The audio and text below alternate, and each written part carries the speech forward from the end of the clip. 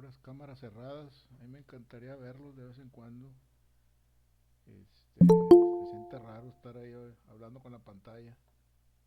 Aquí estamos, maestro, estamos aquí. Qué bueno, qué bueno. Muy bien. Vamos a ver el día de hoy dos temas muy importantes, que es el usufructo y la servidumbre. Temas sencillos, pero muy importantes de conocer su estructura, su fundamento y cómo se pueden utilizar. ¿Sí? A veces los escuchamos por ahí, un usufructo, pues no sabemos ni de qué se trata, ¿no? Tenemos una ligera idea y a lo mejor hasta a veces errónea, ¿no? La idea de que estamos hablando. Entonces, ahorita vamos a ver eso. Antes de iniciar, les encargué por ahí una tarea que me encanta porque les va a servir un montón, ¿sí? En donde les pido que revisen el tema del usufructo y servidumbre, sus artículos, pero directamente en el Código Civil. ¿Por qué? ¿Por qué se los encargué de esa manera?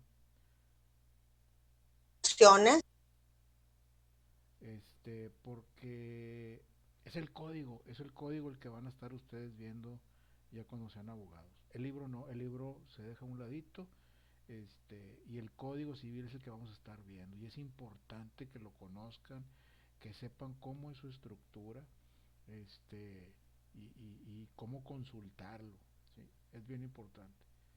Entonces les va a servir un montón. A lo mejor hoy dicen, no, pues no sé para qué me va a servir, pero cuando vayan avanzando y que les digan chequen en el código, ya van a saber ustedes cómo está estructurado, cuál es su índice, sus capítulos, cuántos artículos hay de cada tema, etcétera, ¿no? Entonces, este, ahí pongan mucha atención. Ojo, número uno, cuando manden el archivo, omitan los acentos en el nombre del archivo. Número dos, no les estoy pidiendo que describan cada artículo, porque nunca van a terminar, ¿sí? Es nomás de qué artículo a qué artículo, este, integra cada capítulo o cada parte del código específicamente de esos temas. Al final de la clase, si tenemos chance, vemos un ejemplo.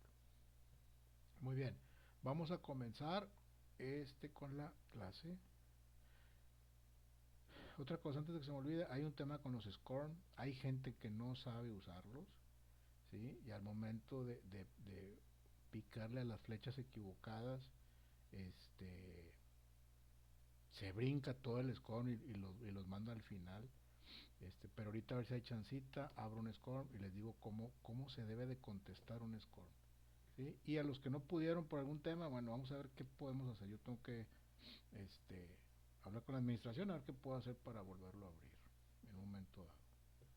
El tema es que al yo abrirlo, se abre a todo mundo otra vez, ¿sí? Y las actividades no, las actividades yo las puedo abrir particularmente a la persona que tuvo un problema, ¿sí? Y el score no, entonces eso es lo que yo no quiero, pero bueno, vamos con la segunda, no se preocupen. Vamos a continuar y vamos a iniciar la clase.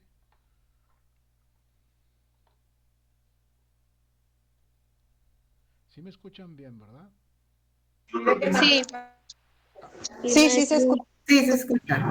Me pueden decir cómo escuchan de ahora en adelante las grabaciones que hemos tenido? ¿Se escuchan mejor que antes? Porque había señalamientos de que no se escuchaba.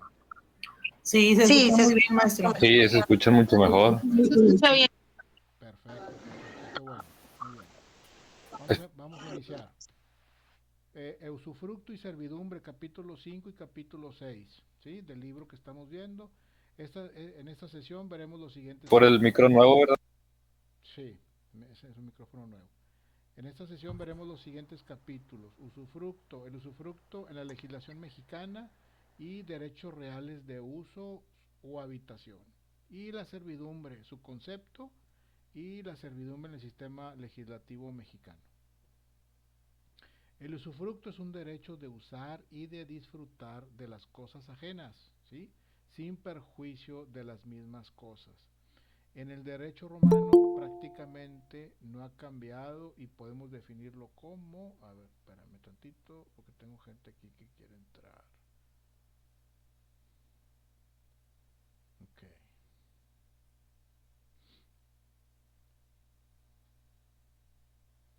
La palabra usufructo, se me olvidó ponerlo aquí la connotación de la palabra. Usufructo significa uso y fruto, ¿sí? O sea, usar, obtener un fruto a través del uso, y no significa ese objeto por el cual estoy teniendo un beneficio o un fruto sea mío, puede ser ajeno, ¿sí? A través de un contrato o de un escrito de usufructo o de un acuerdo de usufructo, ¿sí? Entonces, usufructo significa obtener el fruto a través del uso de una cosa,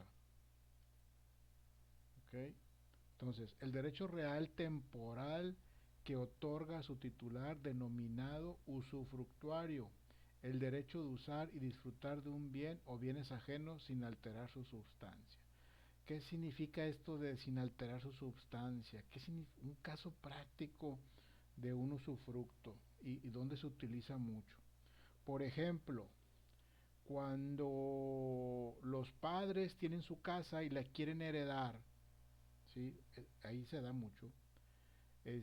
Ceden los derechos, prefieren, en vez de hacer un testamento, ¿sí? Y donde va a estar estipulado a quién le voy a dejar qué cosa, a cada uno de los hijos, a veces, y a veces es hasta mejor, ceder los derechos, en vida ceder los derechos a los hijos o a las personas que les quiera ceder los derechos, generalmente es a los hijos, o ya sea en línea recta o en línea ulterior, porque puede ser hacia arriba, puede ser hacia abajo.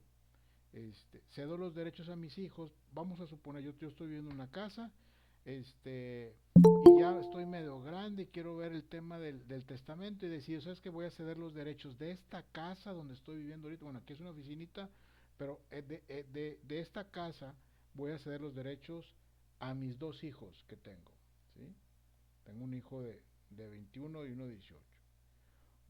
El de 21, pues ahorita está en la escuela, y el de ahorita, el de 18, está en Estados Unidos, ya está estudiando allá, ya mero viene.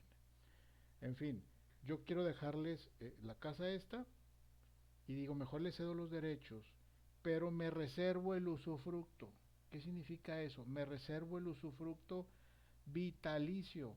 O sea, yo voy a usar esta casa, ya es de mis hijos, ya cedí los derechos a mis hijos, pero yo me quedo con el usufructo de la casa hasta que yo me muera, ¿sí?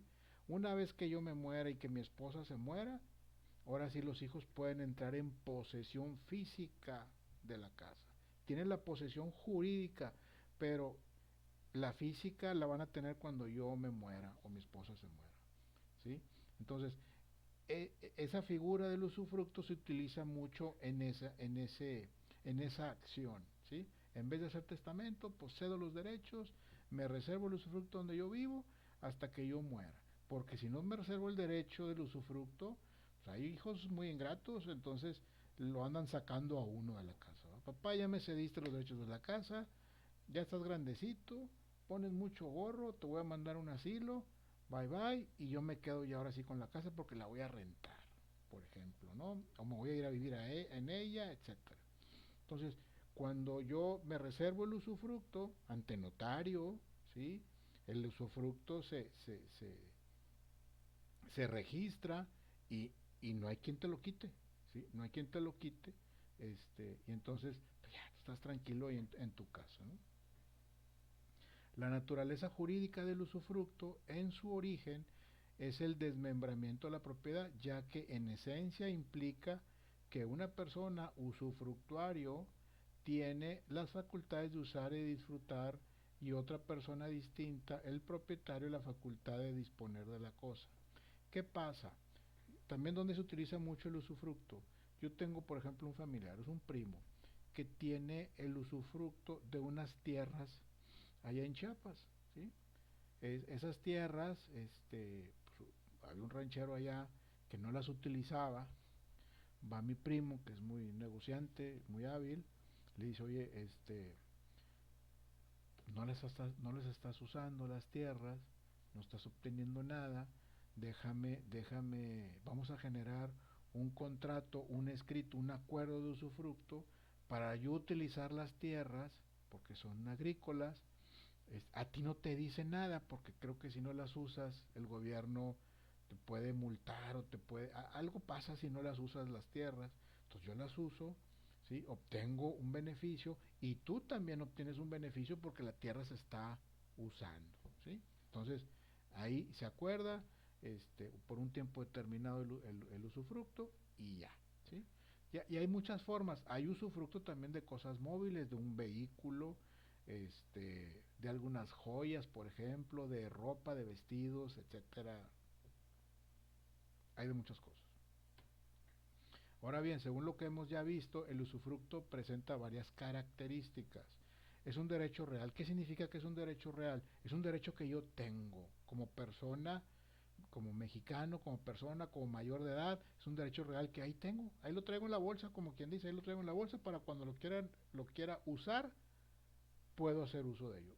Hablábamos en el curso pasado, de la capacidad de ejercicio, la capacidad de goce. La capacidad de goce, ahí lo tengo, puedo utilizar ese derecho real.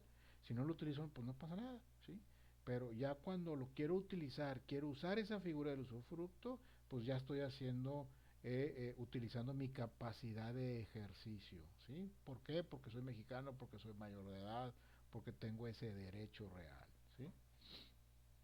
Es oponible erga omnes, es para todos. Como todo derecho real supone un sujeto pasivo universal cuya obligación es abstenerse de impedir al usufructuario el ejercicio de su derecho, incluso del nudo propietario. ¿Quién es el nudo propietario? El propietario vamos a hablar, es que el usufructo casi, aunque la ley prevé que se utilice para objetos, bienes, muebles, la mayoría se utiliza para bienes raíces, ¿sí? Para terrenos, para casas, etcétera, etcétera. También el usufructo cuando es por bienes muebles, se utiliza mucho para la maquinaria agrícola, la maquinaria, ¿cómo se llama? Maquinaria pesada, también se utiliza mucho para eso. Es temporal, pues el título de su constitución se establece que su duración no puede exceder, de acuerdo con la ley, de 20 años. No puede haber un usufructo acordado que dure por más de 20 años. En caso de que el usufructuario sea una persona moral y de la vida del usufructuario, si es una persona física, es decir, si no se establece una duración en el documento constitutivo y se trata de una persona física, será vitalicio. Y se trata de una persona moral, será de 20 años. O sea, el usufructo de 20 años cuando es por una persona moral. ¿Se acuerdan qué era una persona moral? Cuando son empresas. ¿Y cuáles son los atributos de las personas moral? Que tengan patrimonio, razón social, domicilio, y objeto social. ¿Sí? Son las empresas, esas son las personas morales. También se le puede otorgar un usufructo a una empresa, a una persona moral, pero solamente por cuánto, por 20 años, nada más por 20 años. Se puede renovar, ¿sí? Pero debe concluir en 20 años y luego renovarse por otros 20. Cuando hay usufructos entre personas físicas, puedes inclusive no ponerle una fecha de término, ¿sí? Es vitalicia. Cuando muere la persona, se acaba el usufructo, ¿sí? O, en su defecto, pones un término. Lo, lo, lo recomendable siempre en este tipo de cosas, en los contratos de arrendamiento, en los de usufructo, hay que poner siempre una fecha fatal, una fecha de término, ¿sí? Yo creo que irresponsable cuando se renta una propiedad sin contrato o cuando se genera un usufructo donde no tiene una fecha de término. Recae sobre un bien ajeno, pues el propietario solo conserva el jus utendi y queda desprovisto del jus utendi y el de jus frundi. ¿Se acuerdan que vimos esos términos? El uso de él implica la no alteración de la sustancia, refiriéndonos a que no se altera su forma de tal manera que no afecte su valor económico. ¿Qué significa esto? Si me prestan una tierra donde un terreno, por ejemplo, que tiene pendientes, tiene una montaña, etcétera, yo no puedo llegar y, oye, déjame, yo tengo el usufructo, ya me lo dio el dueño del terreno, yo no puedo llegar y meter máquinas y dejarlo totalmente plano, ¿sí? A menos que haya habido un acuerdo, pero yo no puedo hacer eso de iniciativa propia porque afecta su valor, ¿sí? Ya sea para arriba o para abajo.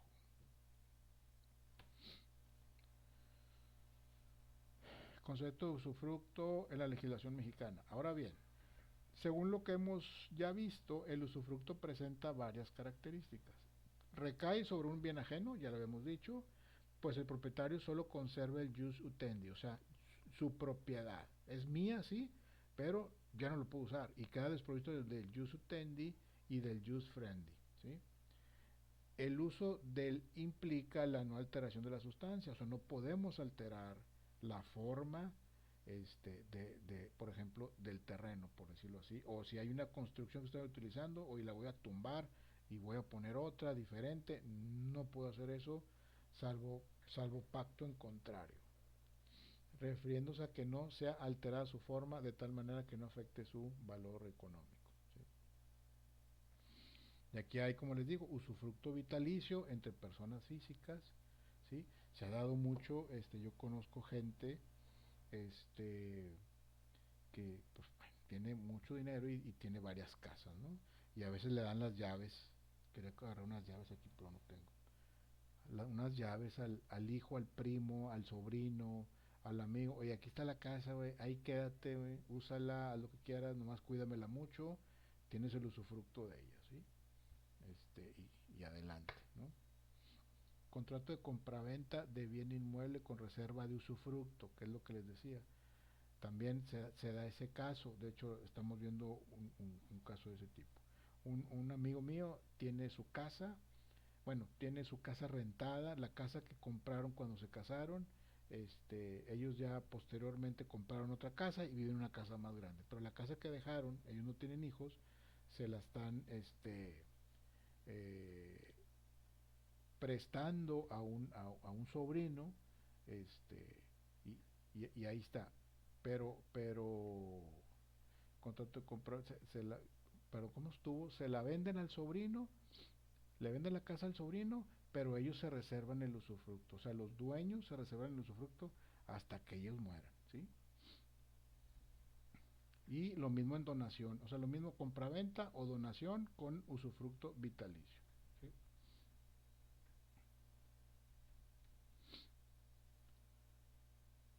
El usufructo puede recaer sobre cualquier clase de bienes, sean muebles o inmuebles, corpóreos e incorpóreos, derechos reales o de crédito, capitales, títulos de crédito, acciones, partes sociales, particularmente sobre capitales, viveros, ganados y montes, ¿sí? Sobre cualquier cosa que produzca algo, ya sea la tierra o un bien mueble, pueden ser inclusive, como dicen, ganado, oye, préstame el ganado, yo lo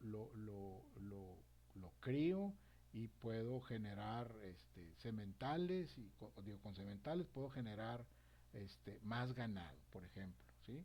Tú te quedas, tu ganado es el que tiene dueño y todo lo que, los becerros que nazcan de toda esa manada de ganado, pues va a ser para mí, ¿sí? Yo los voy a vender, etcétera, etcétera, etcétera. ¿Sí? Eso es lo que se utiliza más o menos. O los sementales, ¿verdad? Por ejemplo, tengo un amigo que tiene rancho y tiene vacas y toros y todo lo que sea, y dice, esos son sementales, y esos los tengo yo en usufructo, me dice. Tengo yo el usufructo de esos becerros, entonces yo los traigo, pero el usufructo dura, no sé, 3 4 5 6 meses, aquí los tengo, preñan a las vacas y se regresa, ¿sí? Los derechos, cuando el usufructo recae sobre bienes inmuebles, se debe registrar ante el registro público de la propiedad, ¿sí? Es muy importante, el usufructo lo registras, es lo que les decía, ante el registro público de la propiedad, y más si es vitalicio, porque ese usufructo, vamos a suponer que le cedí la casa a mi hijo, pero yo me reservé el usufructo y yo vivo aquí en la casa. Ese usufructo debe estar en la escritura de esa casa, por si mi hijo en un momento dado quiere vender esa casa. Al momento que vayan con el notario, ese notario, espérame, no puedes vender esta casa. ¿Por qué no? Porque tiene un usufructo, versa sobre la propiedad un usufructo en favor de fulanito de tal y fulanita de tal. Entonces no la puedes vender hasta que los señores mueran. Entonces ahora sí puedes hacer lo que quieras. Entonces es una manera de proteger a la propiedad, ¿sí? El derecho de uso y habitación de nuestra legislación. El uso puede definirse como el derecho real y temporal que permite a su titular, el usuario, hacer suyo los frutos que de un bien ajeno requiera para la satisfacción de sus necesidades y las de su familia. Puede ser sobre cualquier bien, con excepción de los que sean consumibles, ¿sí? La habitación también es un derecho real y temporal que permite a su titular, el habituario, ocupar gratuitamente las piezas que requiera de una casa ajena para él y su familia. Es un derecho real, ya lo habíamos dicho.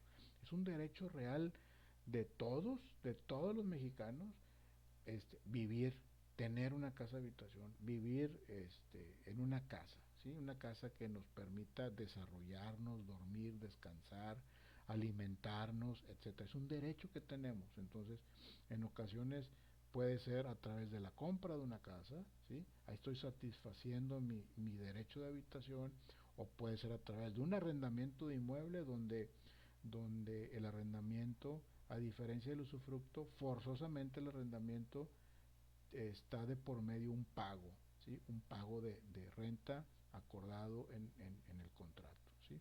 Y el usufructo puede ser oneroso o puede ser gratuito, ¿sí? Entonces, esa es la que es la diferencia. Pero yo tengo ese derecho real de tener o de vivir en una casa habitación, ¿sí? Las diferencias entre el derecho de uso y del derecho de habitación. El uso puede recaer sobre bienes muebles e inmuebles, en tanto que la habitación solo puede recaer, obviamente, sobre una casa habitación, es decir, un bien raíz. El uso puede ser oneroso o gratuito, mientras que la habitación, por definición de la ley, pues aquí está equivocado, es gratuita. En el tema del usufructo es gratuita, porque si hay un pago de por medio, ya se convierte en arrendamiento, ya no es usufructo, es un arrendamiento, ¿sí? Vamos a ver un pequeño video, si me lo permiten, del usufructo.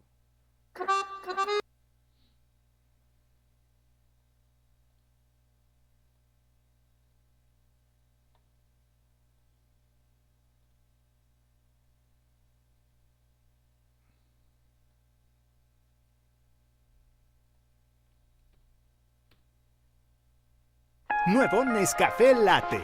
Dale un twist al siguiente video como a ti te late. ¿Qué tal? Muy bien, ¿alguien quiere entrar? Adelante. Voy a salir yo del aire tantito.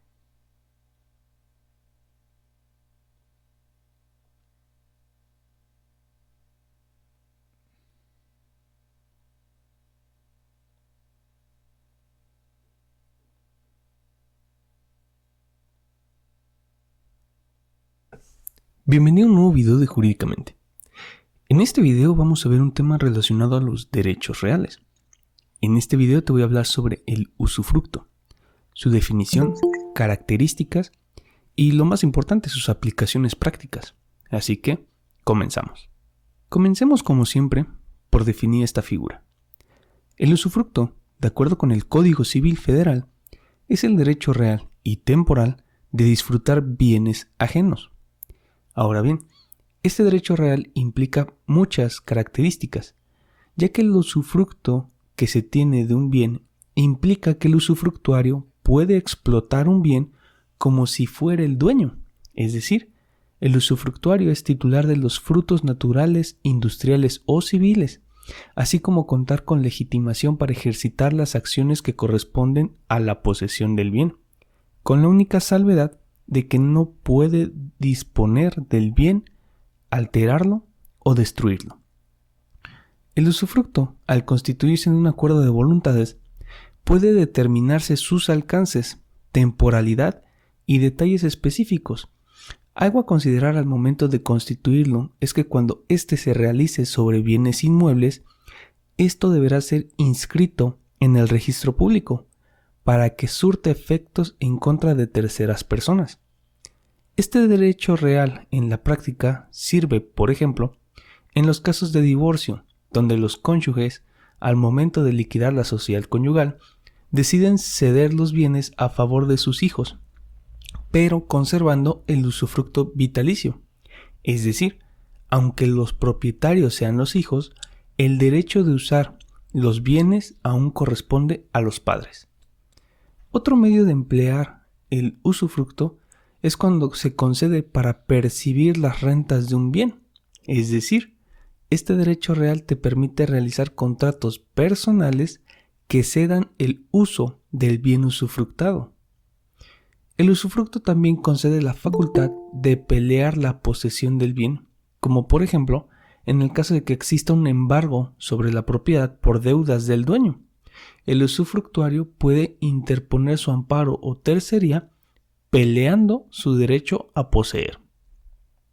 Por esta razón, el usufructo en cuestiones registrales se considera un gravamen, ya que, volviendo al ejemplo de los hijos de los divorciados, si estos en algún momento decidieran vender los bienes, para lo cual no están impedidos, cualquier persona rechazaría la compra, ya que el usufructo corresponde a una tercera persona, que si no está dispuesta a renunciar a su derecho, dicha compraventa deviene en inútil, ya que el segundo comprador no podrá hacer uso del inmueble porque no debe obstaculizar el usufructo. Así también, cuando se realiza la venta de un bien en usufructo, el usufructuario puede reclamar se respete su derecho del tanto, el cual consiste en que éste tiene una preferencia para la compra del bien cuando el dueño decide venderlo. Brincarse este derecho del tanto puede derivar en que se anule la compraventa a un tercero por no haberlo respetado. Y bueno, pues este video sería todo. Si te gustó y fue de utilidad, no olvides dejar tu like, comparte el contenido para que más gente lo conozca.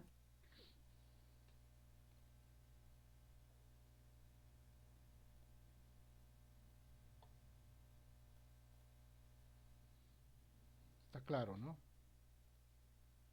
Es una figura que se está utilizando mucho, básicamente en eso, en el tema de los arrendamientos, perdón, de los arrendamientos, no, de las herencias, a la hora que ya llega el tiempo de generar un testamento, y tienes propiedades, y tienes tres propiedades, y tienes tres hijos, pues le cedo los derechos a los hijos, de una vez le cedo los derechos, pero en la casa donde yo estoy viviendo, me cedo el usufructo vitalicio.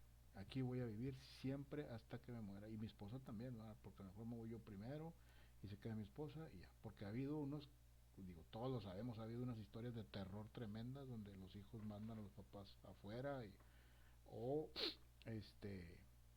o al asilo. Juan y Bolaños, ¿quiere decir algo? Sí, maestro, en relación al tema, la verdad que la familia de nosotros pasamos por una situación así. De hecho, me imagino que la casa todavía está sin arreglar ni nada. Fue una propiedad de mis abuelos. Mi abuelo fallece, ¿verdad? Y como dicen, la avaricia, vendieron la casa, una cantidad, pues yo creo mínima, porque la propiedad está evaluada a más de $1 millón de pesos, ¿verdad? Entonces, nosotros tuvimos que hacer, o sea, de parte de mi mamá, porque mi mamá fallece al mes que fallece mi abuelo, y pues de la venta y todo eso, supuestamente no querían dar la parte que le correspondía a mi mamá, ¿verdad? Sí. Entonces nosotros tuvimos que hacer el juicio de intestado, ¿verdad? Y yo como albacea reclamar el derecho de mi mamá, ¿verdad? Claro. Entonces tuvimos que hacer ese tipo de trámites, y bendito Dios, pues sí, terminamos el trámite del intestado. Mi papá escrituró y hizo la donación, ¿verdad? A nosotros, que a sus hijos, y quedó eso, el subsilicio, para que mientras que mi papá viva, pues él va a estar en la casa, ¿verdad? Y al momento de que él fallezca, pues ya nos ceden los derechos, ¿verdad? A nosotros. Así es. Y sí, tiene que hacerse un registro y todo el show. Sí, Pero sí, es un sí soy una de las historias de muchas gentes, sí, la así verdad. es, eso pasa mucho. Ah, Gracias, compañera. Brígida Varillas, ya nomás ese comentario para pasar a lo que sigue. Yo tengo una pregunta, profe. Sí. Yo compré una propiedad Ujú. y me dejaron como que con el usufructo de yo hacer todo el papeleo porque el abuelito que me la vendió no podía hacer el papeleo. ¿Es cierto que no puedo escriturar yo misma? Al parecer, ¿no? Te la vendieron a ti ante notario Ajá. y se hizo una escritura a tu nombre. Tengo un ¿cómo se llama? No sé. Ay, Contrato, una compraventa, una escritura. no, una no, no, promesa. no, Un poder. es como un contrato, pero Ujú. ahora me está diciendo la persona que está llevando mi caso que, que yo tengo que ceder esos derechos a otra persona para que posteriormente yo pueda escriturar esa casa. Si tú tienes los derechos de esa casa, tú nada más tienes los derechos de esa casa, tú puedes Sí, escriturarla. automáticamente yo. Sí, sí, pues si tú tienes los derechos, Ah, pero tú eres como la dueña.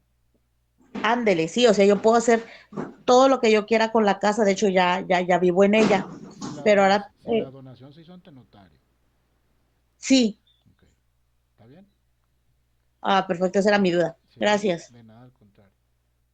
Y así hay un montón de historias y un montón de nudos por ahí y de desinformación y la verdad es que el mexicano desgraciadamente no atendemos la regulación, no porque seamos malos, también pues, en el camino se batalla y nos toca gente que nos estafa o nos hace los procesos tardados y cosas de ese tipo, pero por eso ustedes van a ser una generación de abogados que van a este pues hacer lo mejor posible su trabajo y sin tratar de, de no afectar a nadie, al contrario, ayudar, ¿sí? Esa es la mayor satisfacción que hay. ¿Sí?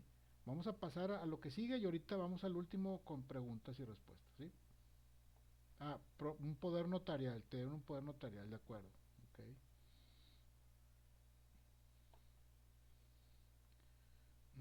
Ok.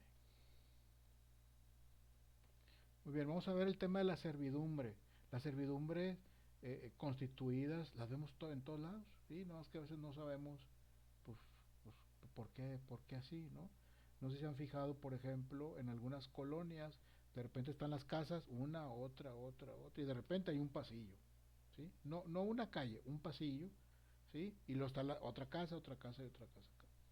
¿Qué significa eso? Que por abajo hay una tubería, ya sea de drenaje o de agua o de gas o etcétera, y no se puede construir nada arriba. Eso se le llama un derecho de paso o una servidumbre de paso, ¿sí? No para que más o menos me entiendan. A veces en la carretera, uno va en la carretera y por la orilla ve unos postes amarillos, ¿sí? Donde no excavar, no excavar aquí, no excavar aquí, porque hay una tubería de gas, generalmente es una tubería de gas.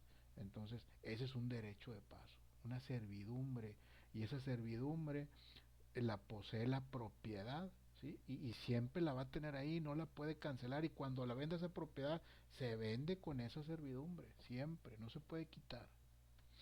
¿Sí? El concepto de servidumbre puede apreciarse desde dos perspectivas.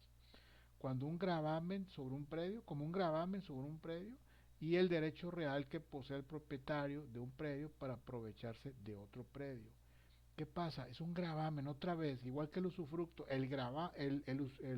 la servidumbre se debe registrar ante el registro público de la propiedad, ¿sí? Para que en la escritura siempre esté ese gravamen apuntado ahí con una leyenda de que la propiedad tiene o está afectada por una servidumbre con estas características, ¿sí? Entonces, a la hora que la quieran vender o comprar, etcétera, que ahí esté esa servidumbre en la escritura, porque esa servidumbre va a acompañar esa escritura a toda la gente que compre ese terreno. ¿Sí? En sí, a lo que nos referimos sobre el tema de gravamen, estos se imponen a favor del dueño de un predio y en consecuencia a carga de otro fondo, propiedad de distinto dueño, para beneficio del primero. ¿Sí? Entre sus características la servidumbre podemos mencionar: la servidumbre se establece en razón de la utilidad objetiva del fondo, es decir, que ésta se ejerce dentro de los límites de las necesidades del fondo al que beneficia. ¿Sí? La utilidad de la servidumbre debe ser permanente. ¿Sí? Los predios han de ser vecinos, obviamente tienen que ser vecinos. La obligación impuesta al propietario del fondo sirviente debe ser de carácter negativo. ¿Qué pasa? Dos terrenos. Supongamos que aquí está la carretera enfrente, hay un terreno aquí y hay otro terreno más atrás. ¿Cómo le damos acceso al terreno de atrás si la carretera está acá y yo estoy atrás, mi terreno está atrás? Forzosamente el terreno que está enfrente me tiene que dar paso para yo entrar en mi terreno, ¿sí?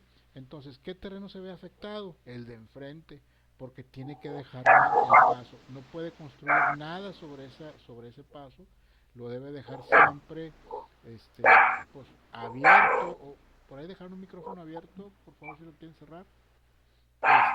Un perrito está ladre, ladre. Entonces se queda afectado, ¿sí? Y así es, si de repente ese terreno vende al de enfrente, pues este terreno de enfrente ya se hace uno y esa servidumbre pues ya no tiene sentido. ¿Sí? La servidumbre es indivisible. La servidumbre no puede venderse con independencia del fondo dominante. No se puede tener servidumbre a cargo de un fondo propio y la servidumbre debe tener una causa perpetua. ¿Sí? Aquí está, es lo que les decía, aquí está la carretera, vamos a suponer que es la carretera nacional, aquí está un predio y aquí está otro. ¿Cómo hago para que todo terreno por ley, debe tener un acceso? ¿Sí? El terreno puede estar, aquí está muy cerquita de la carretera, pero hay unos que están acá muy adentro, forzosamente tienen que tener su acceso para que dé a la carretera. Entonces, no sé si ustedes han ido algún día a algún rancho que esté así metido en la sierra y va uno abriendo puertas. Va en la terracería, en la camioneta, etcétera, y se baja y abre una puerta, y le pasa, cierra la puerta y vas y abres otra puerta y otra puerta. Son derechos de paso, son servidumbres de paso, derechos de paso o servidumbres de paso. Y con esas características. Entonces, el terreno afectado siempre va a ser ¿sí? El sirviente. El terreno es el sirviente, es el que queda afectado porque, por ejemplo, él no puede obstruir de ninguna manera este paso. De ninguna manera. ¿Sí? Y el dominante es y ese es el que está, pues, de alguna manera beneficiado. Y cuando él vende ese terreno a un tercero, o sea, no a a un tercero, lo va a vender con este derecho de paso. Con este derecho de paso. En su escritura dice que tiene un derecho de paso en el terreno que colinda vamos a suponer que así, que colinda al norte, tiene un derecho de paso que mide tanto por tanto, ¿sí? O cuando él venda ese terreno a un tercero que no es a su escritura dice que ese terreno está afectado por esta servidumbre y nadie puede obstruir, nadie puede construir, nadie puede hacer nada, ¿sí? Por el contrario, el caso C, ¿sí? Si cualquiera de estos se ponen de acuerdo y se compran el terreno uno al otro, pues ya se hace un solo terreno, ¿sí? Y esta servidumbre pues ya no tiene sentido, ¿sí? Está bien fácil esto, pero es un gravamen, es importante. Ese gravamen siempre va a estar dentro de la escritura. En cuanto a los elementos de las servidumbres son derechos reales. Consisten en un poder jurídico ejercido directa e indirectamente sobre una cosa. Las servidumbres son gravámenes. Estos gravámenes son a cargo de los predios sirvientes y solo se constituyen sobre predios y no sobre otros bienes. Siempre son predios o bienes inmuebles. Bueno, bienes inmuebles no, bienes raíces. La utilidad del predio dominante, un último elemento es que la servidumbre siempre se constituye para la que se otorga mayor utilidad u aprovechamiento. Acción confesora para defender la servidumbre. La acción civil con la cual el titular de la servidumbre puede hacer reconocer en justicia su derecho es la acción confesora.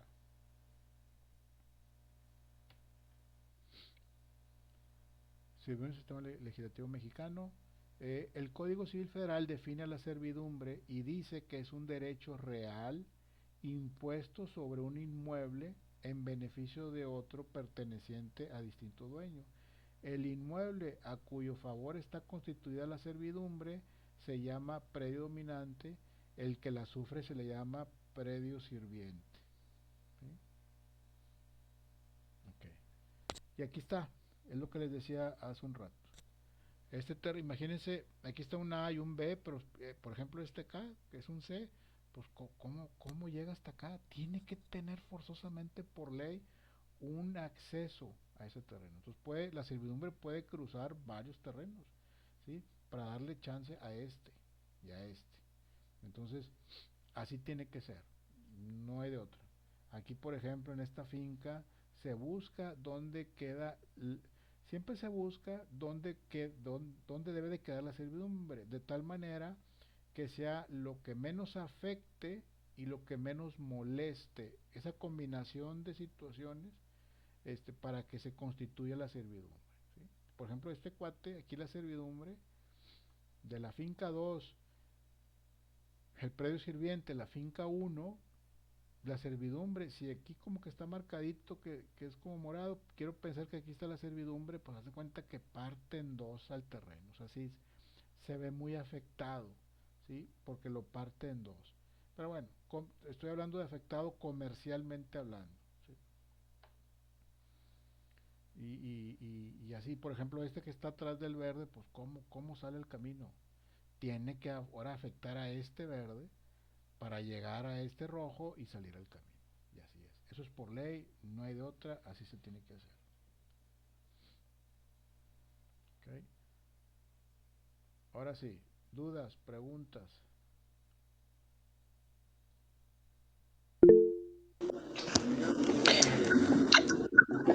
¿Bajan su precio? Sí bajan un poco su precio por tener esa afectación, exactamente. Fanny Bolaños, ¿quiere decir algo? Sí, maestro, sobre sobre esa propiedad de mis abuelos que no se ha escriturado ni nada, ¿ahí qué se puede hacer? Hay que escriturarla. Y si el comprador no se ha movido en hacer algún trámite ni nada, todavía sale el catastro a nombre de mi abuelo, pero mi abuelo ya falleció. Le queda la carga de generar esa escritura al que compró, ¿sí? Porque si no lo hace, pues se puede ver afectado el que compró, ¿sí? En todo caso, si nunca hace nada, pues haz de cuenta que el terreno todavía sigue siendo de su abuelo y a través de una sucesión, no sé si es testamento o no, pues pueden adjudicarse ustedes ese terreno de manera legal. Hay un micrófono abierto que hace mucho ruidito, no sé si lo pueden apagar. Gracias. Entonces, así es, ¿sí? Entonces, si ustedes quieren, pueden decirle a ese señor que compró el terreno, oye, escritura ya, compadre, porque si no, pues deje usted, profe, ya fallecieron 2 tíos. Sí, pues sí. Se empieza a complicar, todo se va complicando porque hay que correr los procesos. O sea, cuando, por ejemplo, en un matrimonio muere el papá y murió intestado, inclusive se hizo testamento y no se hizo nada, murió el papá y luego murió la mamá y luego el hijo, por ejemplo, y luego el otro hijo quiere hacer valer los testamentos. Hay que correr el proceso del primero que murió, aunque haya hecho testamento. Hay que correr la activación del juicio y luego de uno y lo del otro y lo del otro y luego ya el último que se adjudica. Deje usted, de hecho ya él ya hizo posesión de esa vivienda. Ese es el tema, ¿sí? Digo, posesión física, muchos la pueden hacer, ¿verdad? Pero no le falta el papel, ¿verdad? Ajá, entonces sí, uno hasta puede hacer algo, ¿no? Para Claro, adquirir esa propiedad de claro, nuevo. claro, claro. Si sigue estando a Ok. nombre del abuelo, pues, y ya no van a hacer nada, pues, sí se pueden hacer cosas. Ah, ok. Muchas gracias, maestro. Al contrario. A ver, tengo aquí Maestro. en la línea a Miriam Espinosa. Luego sigue Laura y luego sigue tres personas. Miriam Espinosa, Buenas noches, maestro. buenas noches. Entonces, lo de la servidumbre sería como lo que le había dicho la vez pasada del pasillo que está en en los departamentos. Sí, bueno, esas se le llaman más bien áreas comunes. Ah, ok. Entonces, eso no viene siendo una servidumbre, No, viene siendo nada más el área común sí, es un para área, para los departamentos. exactamente, es un área común que permite el buen uso de los departamentos, porque están en condominio. Grupo Paquita ya tenía la propuesta y se la había entregado a Jaime. Laura Zúñiga, Maestro. adelante Laura. Respecto a lo del usufructo, Ajá, ¿se puede hacer eso también en una casa que está hipotecada claro, o no? claro, ¿Sí? claro, Ok. claro, no, no, eso no tiene inconveniente. ¿De derechos, la sesión de derechos también se puede hacer en una casa que está hipotecada? Claro, sin problema. Ah, ok, Tal vez gracias. en la sesión de derechos lo que te piden, bueno, además de identificarse bien las personas, que esté el predial al corriente. ¿Ok? ¿Esto Este, también aplica para las casas de interés social que están bajo créditos? sí, sí, sí, porque el predial te corresponde a ti, aunque sea de interés social. Perfecto, muchas gracias. Era mi duda. ¿Ok? Valeria Creo Redondo, que, espérame, ah, Valeria Redondo, es que hay una listita aquí. no, nada más quería decirle si me podía aceptar en el otro, pues que se me va a pagar el otro celular. Ah, sí, claro, claro, sin problema, Gracias. de nada. Aquí no excluimos a nadie. Valeria Redondo, Maestro, yo tengo dudas sobre la tarea. a ver, Vamos a poner nada más cuántos, no me acuerdo qué palabra venía, pero nada, vamos a poner cuántos son o vamos a poner también una descripción de cada uno de no, ellos. no, no, no. ¿Cuántos son? Pero ¿a qué pertenecen, a qué título pertenecen esos artículos? ¿Sí? O sea, ¿cómo te explico? Es como si fuera un libro, ¿sí? El Principito, o cualquier tema de cualquier libro, de, en vez de texto, en el código son artículos. Entonces, en el capítulo de usufructo me dices, son del artículo 977 al 1053. Y luego el usufructo de cosas privadas, del artículo tal, del artículo tal. Y lo del usufructo de acuerdo al sistema mexicano, del artículo tal al artículo tal. Y lo del usufructo, etcétera, etcétera, cómo se extingue el usufructo del artículo tal al artículo tal. ¿Sí? Es como si fuera un índice. Haz de cuenta como un índice. Que te sirva a ti a la hora que tú veas el usufructo, que tú digas, a ver, las variables que tiene o la clasificación que tiene el código en el tema de usufructo, que tú digas, ah, ¿dónde lo busco? Ah, está de este artículo a este artículo. Es una clasificación.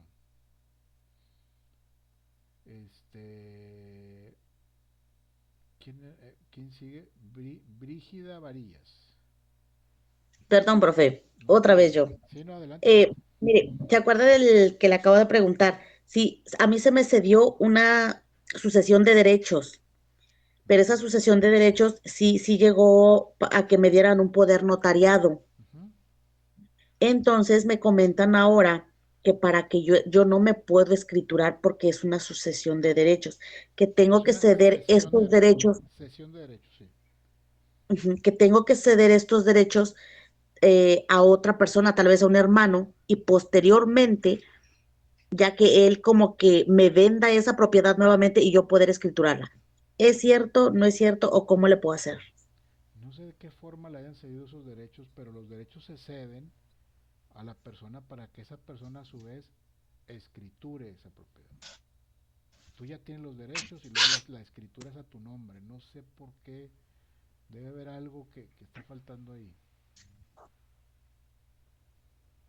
Bueno, aquí me cedieron los derechos para abrir como que para retirar una cláusula, porque el terreno que yo compré tiene una cláusula que dice que es para patrimonio familiar, por lo tanto no podía ser vendida. Entonces me cedieron los derechos para que yo hiciera todo este trámite y que los abuelitos que me la vendieron no tuvieran como que la fatiga de andar ahí que en las notarías y ese tipo de cosas. Así fue. Entonces yo creo que te dieron un poder, yo creo. Un poder para que tú Ajá, o sea, escritures, pero es que lo que pasa te dieron un poder, este, perdón, es que tengo aquí unos comentarios que me dan risa. Te dieron un poder para poner en regla esa situación en nombre de tus abuelos, pero no para que te escrituren a ti, ¿sí? se Entonces, supone que toda la propiedad ya debe de ser mía. En su momento eso fue como que me explicó el abogado que llevó mi caso. Mira, ¿sabes qué? Para que tú puedas hacer todo y que quede a tu poder en su momento, te vamos a hacer una sucesión de derechos, pero esta sucesión de derechos la vamos a hacer ante una notaría y ahora quiero escriturar. O sea, ya pasó un tiempito y ya quiero escriturar. Y me comenta que siempre no, que como me cedieron estos derechos, yo no puedo escriturarme yo sola porque es una sucesión de derechos para hacer unos trámites. mira, yo te aconsejo, no entiendo muy bien cómo está, digo, me imagino qué es lo que quieren hacer. Yo lo que te recomiendo es que vayas con un notario, ¿sí?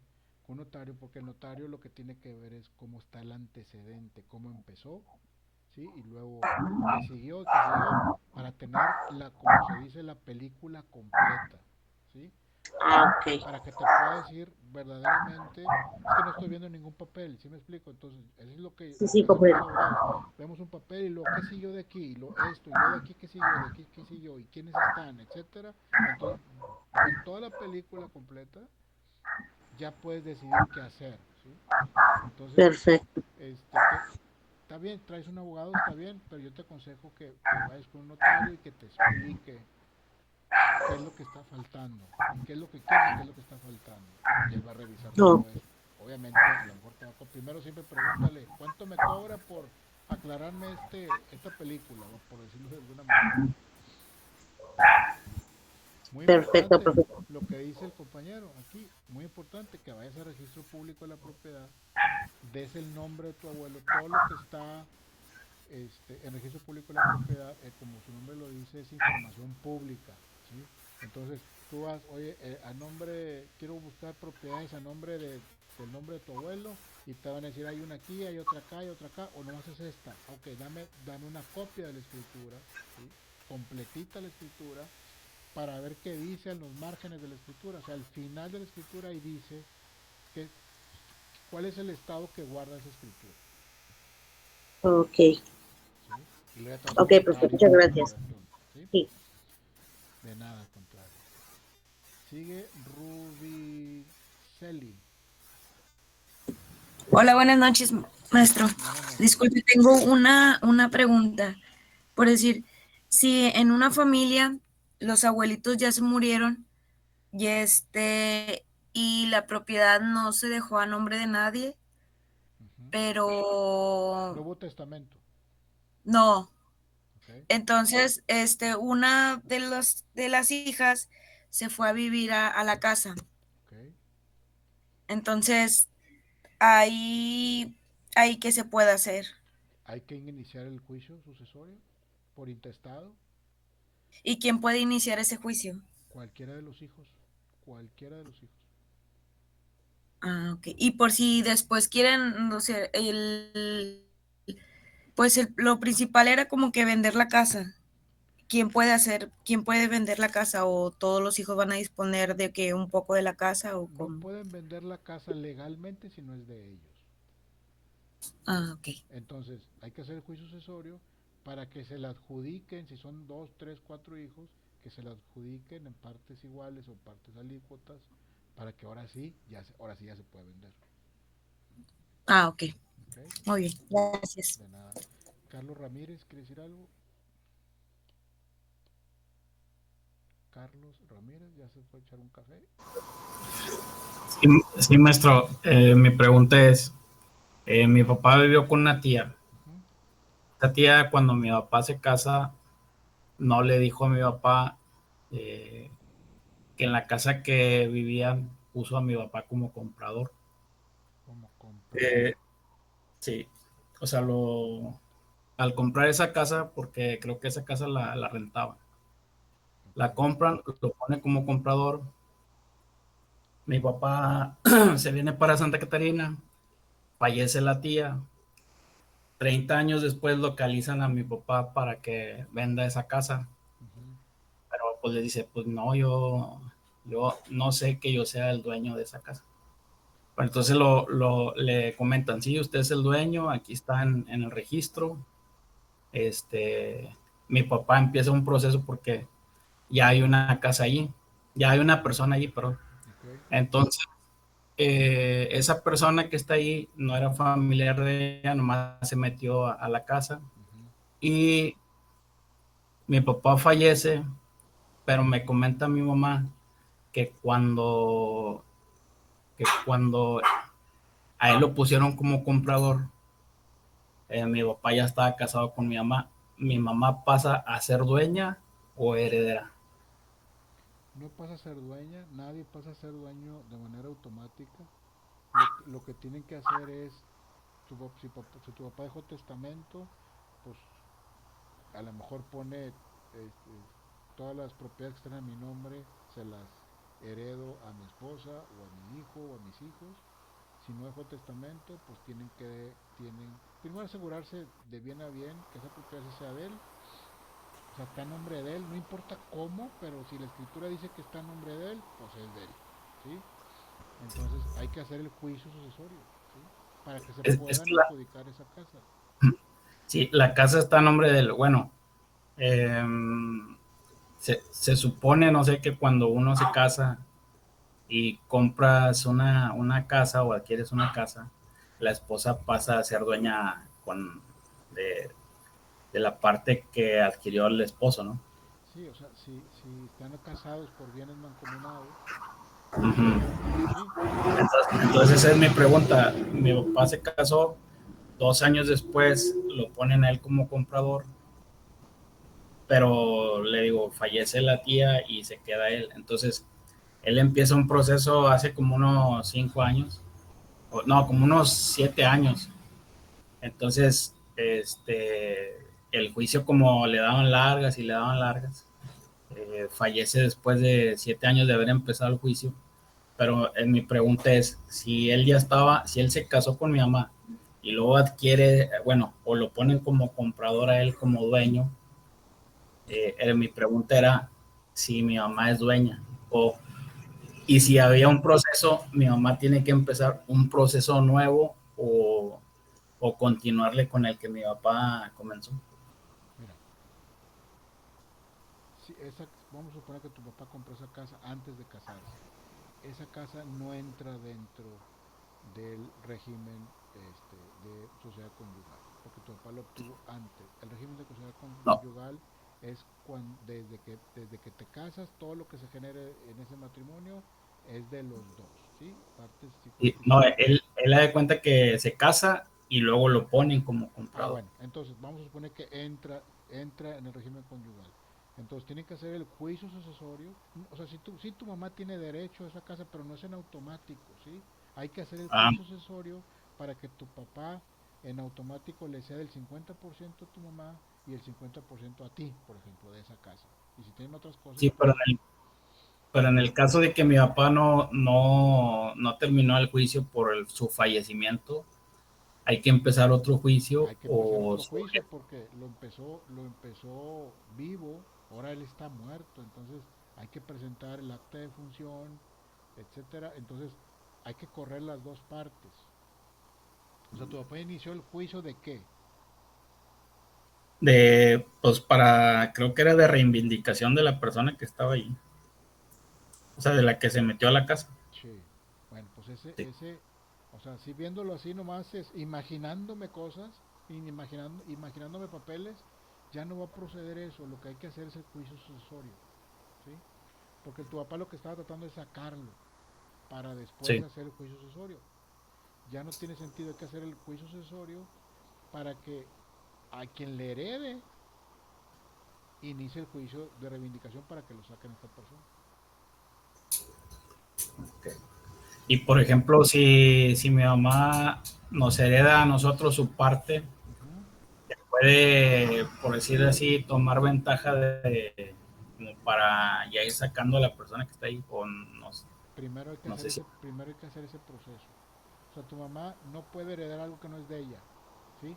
Se supone que es de ella, porque estaba casada por bienes mancomunados, pero todavía no está hecho el proceso, ¿sí? Okay. Primero hay que hacer el juicio sucesorio para que tu mamá cede las partes a ustedes. Ok. Bueno, esa era mi pregunta, maestro. Ok. Gracias. Al contrario. Silvia Casas, adelante. Sí, maestro, gracias. Con respecto a lo que comentaba la compañera Brígida, les comento rápidamente. Yo tenía 2 casas de cuando estaba casada. Luego, después del divorcio, mi ex esposo le hizo una sesión mediante un poder ante notario a mi hija. Y después de muchos años ya quería a mi hija, dice, ya pon la casa nada más a tu nombre. Hicimos el trámite y se revisó en el Archivo General de Notarías, ahí por Padre Mier, y ya se revisó que el hombre no había retirado el poder para mi hija. Entonces ante el notario se hizo un contrato de compraventa por el 50% que se le había dejado a mi hija, que ella me lo vendió, el 50% de la propiedad, de las 2 propiedades, y entonces ya las escrituras están a mi nombre. Y como usted le dijo ahorita a la compañera, fue tardado porque fue en pandemia y pues estaban las oficinas con muy poco personal. Pero yo digo, entre comillas, fue sencillo, no fue muy caro, y ya, hicieron las escrituras a mi nombre y nada más, si mi hija ante notario tuvo que decirle pues que yo ya le había pagado el 50%. Claro, sí, y ahí se bueno, incluso le dijo, le salgo debiendo a mi mamá. Sí, qué bueno, esos son los buenos hijos. Y eso fue, vaya, sencillo, pero sí fue, como usted le recomendó a la compañera, sí es ante un notario y se puede hacer porque está esa carta poder de mi hija ante el notario. Sí. Incluso lo hice en la misma notaría. Claro, sí, ahí mismo haces todo para que te salga bien. Sí, gracias, compañera. Okay. Sí, gracias, maestro. Gracias a usted. Manir González, ¿quiere decir algo? Manir. Sí, maestro, nada más, sí, aquí estamos. Nada más, ahorita una compañera mencionó lo del patrimonio familiar. Ajá. No sé si nos podría hablar algo de eso, ¿verdad? Tengo unas dudas, no sé, sobre una... La ley establece que el patrimonio familiar es un tantito complejo, es propiamente tu casa, y a lo mejor un auto, ¿verdad?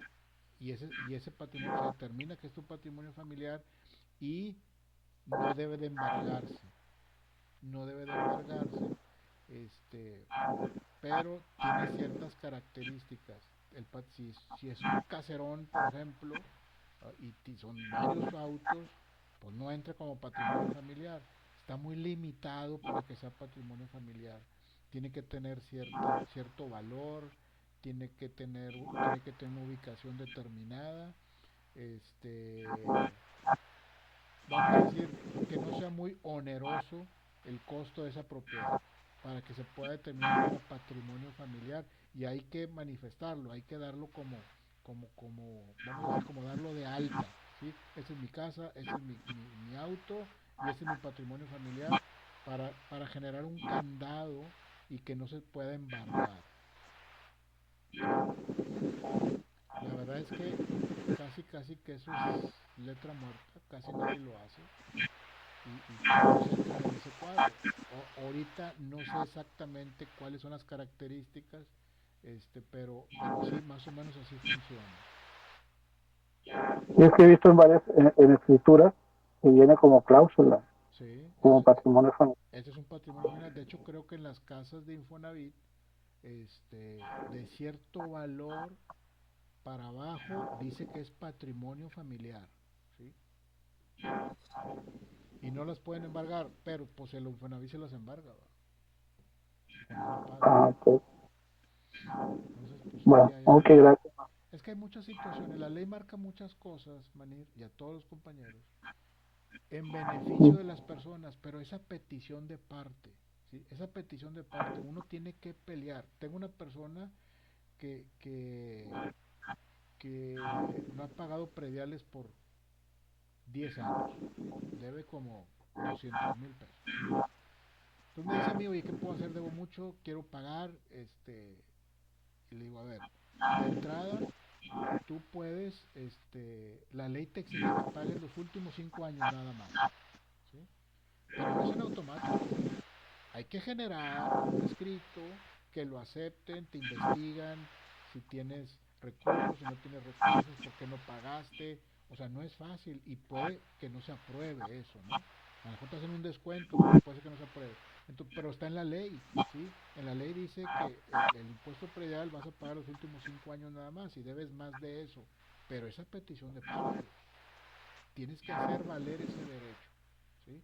Y el abogado, como nosotros, tiene que saber eso, porque si no lo sabes, pues nomás dices, no, pues ve y paga, compadre, y ya. Entonces, hay muchos temas que están en la ley, pero nosotros los tenemos que activar, ¿sí? Ok. Por lo regular se ven en las escrituras, por ejemplo, acá para la región del sur, escrituras de Fomarrey. Okay. Son las que traen esas cláusulas, he visto mucho. De patrimonio familiar, ¿sí? Sí, Patrimonio familiar. están candadeadas, tienen un candado para que no se embarguen. ¿Sí?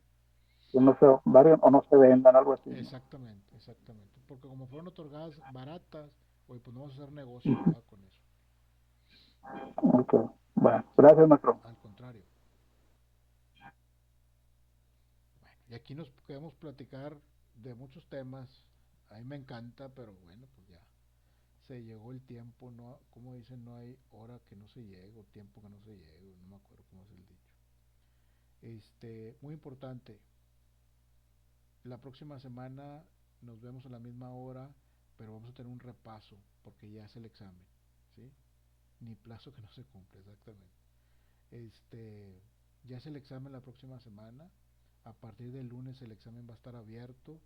Si ustedes quieren contestarlo, contéstenlo, pero el martes vamos a tener un repaso. El examen va a estar abierto toda la próxima semana, ¿sí?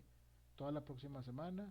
Entonces, ustedes saben si se esperan el repaso que vamos a tener el próximo martes, ¿de acuerdo? Vamos a leer todas las preguntas. El examen está conformado por 30 preguntas, pero vienen de un banco de preguntas de como de 70 preguntas. Entonces vamos a leerlas todas y ustedes las van a ir contestando ahí. ¿De acuerdo? Tengo a Diego Mayor, a Diego o Manir, ¿quién quiere decir algo? ¿No? Diego.